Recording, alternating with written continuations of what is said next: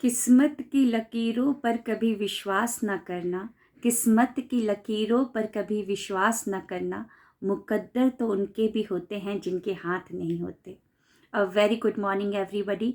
मैं शोभा सिंह आप सभी का स्वागत करती हूँ अपने आज के वीडियो में। कैसे हैं आप लोग? आई होप बहुत ही अच्छे होंगे, लाइफ में बहुत ही मस्त होंगे और सेल्फ लव कर रहे होंगे और लॉ ऑफ अट्रैक्शन को फॉलो कर रहे होंगे। आप सभी को पता है मैं मॉर्निंग और नाइट को लॉ ऑफ अट्रैक्शन की रिचुअल चलाती हूँ और उसमें हम लोग भावनाओं का रूपांतरण करने के लिए ग्रेटिट्यूड वॉक करते हैं, कृतज्ञ आभार व्यक्त करते हैं उन सभी नियामतों को याद करके जो प्रभु ने हमको दिया है फ्री ऑफ कॉस्ट में। जी हाँ, आपको भी दिया है। और साथ ही साथ हम करते हैं सब कॉन्शियस माइंड की रीप्रोग्रामिंग करने के लिए, उससे कनेक्ट होने के लिए हम पॉजिटिव एफर्मेशंस को बोलते हैं। एक ही लाइन को बार बार रिपीटेडली बोलते हैं, आंखें बंद करके अपने अंदर ही, मतलब हम खुद ही बोलते रहते हैं। तो एक सवाल आया है, ये सवाल आपका भी हो सकता है। अगर पॉजिटिव एफर्मेशन इतना इम्पॉर्टेंट है या पॉजिटिव एफर्मेशन से हम कुछ भी बदल सकते हैं, जैसा कि मैं एक पॉजिटिव एफर्मेशन रिपीट करवाती हूँ कि ब्रह्मांड की सारी दिव्य शक्तियाँ, 33 कोटि देवी देवता, सारे ग्रह नक्षत्र मेरे फेवर में काम कर रहे हैं, मेरे तो सारे काम बनते जा रहे हैं। सबकॉन्शियस माइंड को रीप्रोग्राम करने के लिए ये लाइन अफर्म हम करते हैं बार बार। तो सवाल आया है कि अगर पॉजिटिव एफर्मेशन से ये कार्य को करने से ये कार्य इतना इफेक्टिव है क्या कि हम अपनी कुंडली को भी चेंज कर सकते हैं। फिर कुंडली इतना इम्पॉर्टेंट क्यों होता है, क्यों इतना लोग कुंडली बनवाते हैं और दिखाते हैं, क्यों इतना इम्पॉर्टेंट है कुंडली? उन सवालों का जवाब मैं देने जा रही हूँ। ये सवाल आपके भी होंगे कि क्या कुंडली इतनी इम्पॉर्टेंट है? अगर कुंडली में जो कुछ लिखा हुआ है, अगर वही सत्य है, वही भाग्य है, तो हम क्यों करें, क्यों बोले पॉजिटिव एफर्मेशन, क्यों इतना मेहनत करें, सुबह 4 बजे उठे और चिल्ला चिल्ला कर हम बोले ये सब चीज़ों को? जी हाँ, कुंडली इम्पॉर्टेंट है हमारे प्रीवियस, क्योंकि ये शरीर में जो आत्मा है ये अभी की नहीं है, कई सालों की, कई सदियों से ये आत्मा शरीर को बदल रही है। कभी मानव का शरीर, कभी जानवर का शरीर, पता नहीं क्या क्या शरीर में ये गई हुई।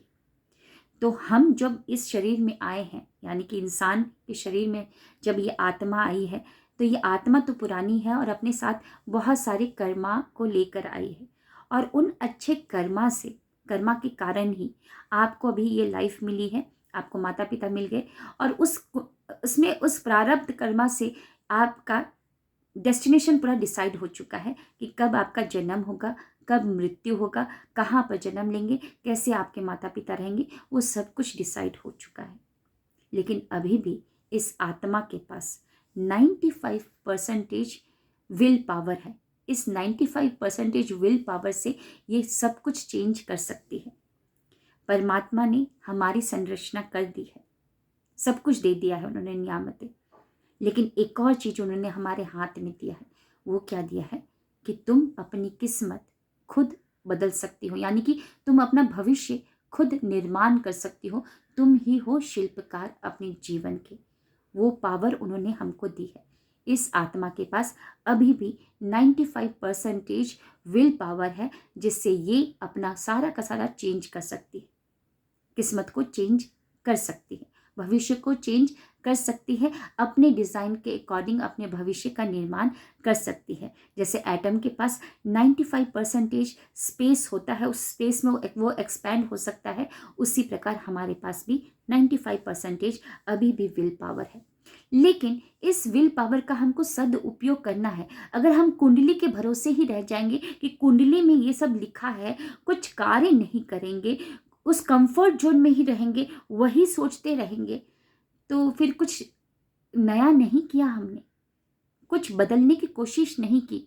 जैसा चलता आ रहा था उससे आपको जो मिल चुका है, अगर वही चलाएंगे तो वही मिलेगा जो अभी मिला है। अगर जो अभी मिला है उससे आप खुश नहीं हैं, तो आपको भागीरथी प्रयास तो करना ही पड़ेगा। भागीरथ जिन्होंने गंगा मैया को अपने प्रयास के से पृथ्वी पर लेकर आए, तो हमको भी प्रयास करना ही है, अंत समय तक प्रयास करना है, अपने आप को चेंज करने के लिए, अपने भविष्य का, अच्छे भविष्य का निर्माण करने के लिए। क्योंकि आपके पास 95% अभी भी विल पावर है। आई होप कुंडली इंपॉर्टेंट है, लेकिन हाँ उसमें जो लिखा हुआ है, अगर लिखा हुआ है मृत्यु कब होगी, जन्म कब होगा, कितने बच्चे होंगे, कब शादी होगा, ये सब लिखा है और सब नहीं लिखा है। 95% अभी भी आपके पास है और उससे आप अपने आप को बदल सकते हैं, अपनी लाइफ को अपने मुताबिक चेंज कर सकते हैं। कैसा लगा आज का वीडियो ज़रूर बताइएगा। Thank you. Wish you wealth.